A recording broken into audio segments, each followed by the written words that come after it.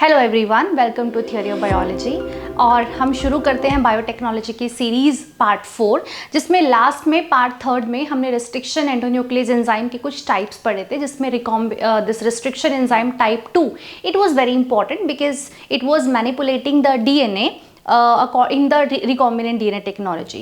So now in today's video we will discuss further about the restriction endonuclease enzyme and the other enzyme which are being used in the recombinant DNA technology. So let's start this video. So when we talk about the restriction endonuclease enzyme type 2, which is very important because it make the specific cut, it recognize the specific sequence in the DNA and it will make cut to the double stranded DNA. So how we provide the particular name to that enzyme, because we have EcoR1, this SAL1 and HIM3 and this ALU1. So we have I have told you that we have 900 different type of restriction endonuclease enzyme. So this the next topic is ki how we are providing the nomenclature or the name to that enzyme. So the first example that we have is suppose we have this enzyme EcoR1. So this E word, this first alphabet, this first letter, it comes from the bacterial genus. जैसे कि हमने इसको isolate किया है E. coli bacteria से, तो इश्चरीशिया coli जो है उसका E अल्फ़ाबेट जो है वो लिया गया है यहाँ पे, that is the genus name. The second two alphabet ECO, CO, so these two alphabet they are taken from the species, that is coli. coli का CO जो alphabet है वो यहाँ पे दो letters को use करके यहाँ पे next जो second जो आपके पास second जो genus name है वो यहाँ पे लिया गया है. The third one is the R. R is what? It is the strain type. So in EcoR1 the strain type it is RY13. I would like to write here, this is R113, RY13. This is the type of the bacterial strain. So इस bacterial strain का सिर्फ R alphabet जो है, R letter जो है वो यहाँ पे लिया गया है. This is the strain type, right? And this third, which is actually the Roman number 1, it is the order in which this enzyme is isolated. मतलब किस सीक्वेंस पे अगर E. coli से जो सबसे पहला रिस्ट्रिक्शन एंजाइम अगर उसको आइसोलेट किया गया है तो यहाँ पे उसको नंबर 1 दिया गया है, रोमन में 1, राइट? तो this is how we provide the name to the restriction endonuclease enzyme. I hope this thing is clear. We have different examples also. Suppose we have this ALU1, this is restriction enzyme, and from which bacteria or from which microbe we have isolated this, it is Arthrobacter luteus. This is the name of the microbial source, यानी कि किस bacteria से हमने इसको isolate किया है. And the next is it make a blunt end. अभी after discussion of this these three different type of restriction endonuclease enzyme, I would tell you कि how these enzyme, these molecular scissors, they make cut to the double stranded of DNA, and they make two type of cut, that is they create sticky ends or they create the blunt end. Okay, the second one is a BAMH1 or BAMH1. This B alphabet, like we have already discussed, it is the genus name. The complete name of the bacteria is Bacillus amyloliquefaciens, and this B alphabet, it is a species name. This AM, it is a genus name, right? Sorry, it is B is a genus name, AM is a species name, this H, it is a type of strain, and this one Roman में, it is the sequence in which the enzyme is isolated from this particular microbe. The third is Hentzek third, it is HIND third. So similar way, H is the genus, IN is the Haemophilus influenza में IN, this is a species name, D is a type of strain, and this third, it is the order in which this enzyme is isolated. So if we talk about these three different type of enzymes, this particular enzyme, it make the blunt end. Okay, now I would like to explain or describe how is like blunt end is created and the sticky ends are created. So let's discuss about how the blunt end are created. So suppose we have, it is A, G, T and C, right? तो यहाँ पे इसका opposite आ जाएगा, जैसे कि यहाँ पे इसका ऑपोजिट आ जाएगा T, then C, then A, and then यहाँ पे आ जाएगा आपके पास G, right? तो अगर आप इस particular like T piece of DNA की बात करें, आप इसको इस तरीके भी देख सकते हैं। हम जनरली जब भी डीएनए को ड्रॉ करते हैं तो स्ट्रैंड्स ड्रॉ कर देते हैं, लेकिन इन स्ट्रैंड्स के बीच में बेसेस छुपे होते हैं। तो जब भी हम बात करते हैं इस आर्थ्रोवेक्टर की, तो हमेशा ये कट करता है, ये ब्लंट एंड क्रिएट करता है। तो ब्लंट एंड क्रिएट करने का मतलब ये है कि यहाँ पे ये इस तरीके से ब्लंट एंड क्रिएट करेगा, यानी कि इस तरीके से, यानी कि ये पीस ऑफ डीएनए अलग हो जाएगा और ये पीस ऑफ डीएनए अलग हो जाएगा। तो जो एंड्स होंगे वो कुछ इस तरीके से होंगे, राइट। अभी जब मैं आपको स्टिकी एंड बताऊंगी तब आपको अच्छे से समझ में आएगा कि किस तरीके से यहाँ पे स्टिकी एंड्स क्रिएट होते हैं। अब एक और एग्जांपल आप ले सकते हैं, जैसे कि फॉर एग्जांपल आपके पास GAATTC है और इसी के नीचे आ जाएगा CTTAANG। तो हमारे पास एक एंजाइम है जिसको बोलते हैं EcoR1, ये हमेशा इन बिटवीन द G और A कट करता है इस तरीके से। देखिए सिंपल सी बात है कि आपके पास डीएनए के पीस है, उस डीएनए को इस तरीके से कट करना है with the help of this enzyme, restriction endonuclease enzyme. जब कोई भी एंजाइम इसको स्ट्रेट फॉरवर्ड कट करता है तो हमेशा ब्लंट एंड क्रिएट होते हैं। अब आप देखेंगे इस पर्टिकुलर सीक्वेंस को, तो यहाँ पे जो कट लगेगा वो कैसे लगेगा कि एक कट यहाँ पे इस तरीके से और एक कट यहाँ पे इस तरीके से।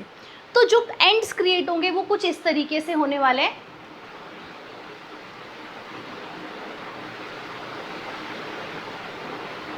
इस तरीके से डीएनए के पीसेस जो है ना वो क्रिएट होंगे। तो इस टाइप के एंड को हम बोलते हैं स्टिकी एंड, इसको हम बोलते हैं स्टिकी एंड्स, या फिर हम बोल सकते हैं कोहेसिव एंड। तो हम जनरली रिकॉम्बिनेंट डीएनए टेक्नोलॉजी में इस तरीके के एंजाइम को ज़्यादा प्रेफर करते हैं, ज़्यादा नहीं हमेशा प्रेफर करेंगे, जिसमें स्टिकी एंड्स क्रिएट होंगे, क्योंकि it will actually help to ligate with the DNA, यानी कि लाइगेज एंजाइम जो आपके डीएनए स्ट्रैंड को क्योंकि हमें इसके बाद जब हम डीएनए के फ्रेगमेंट्स को क्रिएट कर लेंगे उसके बाद हमें इसको क्लोनिंग वेक्टर में अटैच करना होगा। देखिए कुछ इस तरीके से,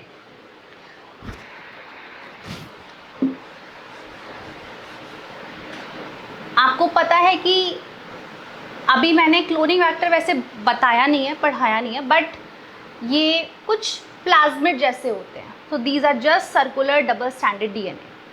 तो मान लीजिए कि ये आपके पास एक वेक्टर है और हमें इस वेक्टर के अंदर अपना डिज़ायर्ड फ्रेगमेंट, यानी कि जो अभी हमारे पास एक स्टिकी एंड्स क्रिएट हुए थे उस तरीके का डीएनए हमें अटैच करना, लाइगेट करना है। तो ऑब्वियसली हमें यहाँ पे कट करना पड़ेगा, राइट। जब आप कट करेंगे, कम रेस्ट्रिक्शन एंजाइम जब इसको कट करेंगे तो यहाँ पे भी आपके पास कुछ स्टिकी एंड क्रिएट हो जाएंगे इस तरीके से, और इस डिज़ायर्ड पीस ऑफ डीएनए को हम यहाँ पे अटैच कर देंगे, और इस तरीके से जब हमने अपने डीएनए को, यानी कि डिज़ायर्ड पीस ऑफ डीएनए को जब हमने अटैच किया है वेक्टर के साथ, तो ये जो डीएनए बना है इसको हम बोलेंगे recombinant DNA. It is now known as recombinant DNA. Recombinant का मतलब क्यों है? क्योंकि हमने यहाँ पे दो डिफरेंट टाइप ऑफ डीएनए को अटैच किया है, मिक्स किया है। तो ये जो अटैचमेंट होगी ये हमेशा लाइगेज एंजाइम की हेल्प से ही होगी, because ligase enzyme is known as a molecular scissor, this is molecular glue. तो यहाँ पे लाइगेज एंजाइम सिर्फ उन्हीं एंड्स पे काम करेगा अगर रिस्ट्रिक्शन एंडोन्यूक्लियस एंजाइम ने स्टिकी एंड्स क्रिएट किए हैं। So this is all about, like this we have discussed different three type of enzymes. Then next is the functioning of this enzyme. अगर हम बात करें कि restriction endonuclease enzyme किस तरीके से काम करता है, तो restriction endonuclease enzyme it will inspect the double stranded DNA and it will recognize a specific sequence. That specific sequence or that special sequence, it is actually known as a palindromic sequence. Palindromic sequence क्या होता है? एक ऐसा group of letter या group of basis जिसको हम forward direction या backward direction से रीड करें तो वो सीक्वेंस सेम आए। इसको समझने के लिए आप देख सकते हैं, जैसे कि अगर आपके पास एक इंग्लिश के एक अल्फ़ाबेट से बात की, एक वर्ड से हम समझते हैं, जैसे फॉर एग्जांपल मैडम। तो अगर आप मैडम की बात करेंगे तो चाहे आप इसको इस डायरेक्शन से रीड करें, चाहे आप इसको इस डायरेक्शन से रीड करें, वर्ड सेम रहेगा मैडम। तो इसी तरीके से हमारे डीएनए के अंदर कुछ ऐसे सीक्वेंसेस होते हैं जिसको जब फॉरवर्ड डायरेक्शन से और बैकवर्ड डायरेक्शन से रीड करते हैं तो सीक्वेंस सेम ही होता है। जैसे कि for example we have GAATC, right, GAATTC, ये एक सीक्वेंस है 5 प्राइम टू 3 प्राइम एंड का। इसका जो कॉम्प्लीमेंट्री बेस बनेगा in 5 prime to 3 prime direction, that will remain the same, that is GAATTC। अब आप इस तरीके से भी देख सकते हैं, G का ऑपोजिट हमेशा C ही आएगा, A का ऑपोजिट T, T का ऑपोजिट A और C का ऑपोजिट G। तो चाहे आप कॉम्प्लीमेंट्री बेसिस वाइज देख सकते हैं या फिर आप देख सकते हैं कि किस तरीके से जो पोलैरिटी है दोनों स्टैंड की वो किस तरीके से है, सेम जो फॉरवर्ड और बैकवर्ड डायरेक्शन में सेम टाइप से रीड हो रहा है। तो इस तरीके के सीक्वेंस को हम क्या बोलते हैं, पैलिंड्रोमिक सीक्वेंस। तो पैलिंड्रोमिक सीक्वेंस को रिस्ट्रिक्शन एंडोन्यूक्लियस एंजाइम आइडेंटिफाई करेगा और वहाँ पे शुगर फॉस्फेट बैकबोन को ब्रेक कर देगा, और ब्रेक करने के बाद हमारे पास स्टिकी एंड्स क्रिएट हो जाएंगे। That piece which is having the sticky end, that we will ligate with the help of ligase enzyme into the cloning vector and will create the recombinant DNA. Now we have a few more enzymes which we will use in the recombinant DNA technology. The next is the DNA ligase. I hope मैं आपको ये समझा चुकी हूँ। इसमें सिर्फ इतना देख लीजिए, T4 DNA ligase is very important, like DNA manipulation में या जेनेटिक इंजीनियरिंग में जिसको हम सबसे ज़्यादा यूज़ करते हैं, जिस DNA ligase को, it is T4 DNA ligase. The next enzyme is alkali phosphate, AP इसको शॉर्ट में बोलते हैं। तो alkali phosphate क्या करता है, जो आपके पास 5 प्राइम एंड होता है ऑफ इधर it is of double stranded DNA और द सिंगल स्ट्रैंडेड DNA, वहाँ पे फॉस्फेट ग्रुप को रिमूव करता है। तो इस वाले एंजाइम को भी हम यूज़ करते हैं। The next is the DNA polymerase, जहाँ पे DNA polymerase DNA complementary DNA को सिंथेसाइज करता है over the template DNA। So restriction endonuclease enzyme, ligase enzyme, alkali phosphate and DNA polymerase enzyme, these are the main type of enzyme that will used in the genetic engineering. I hope this topic is clear to you.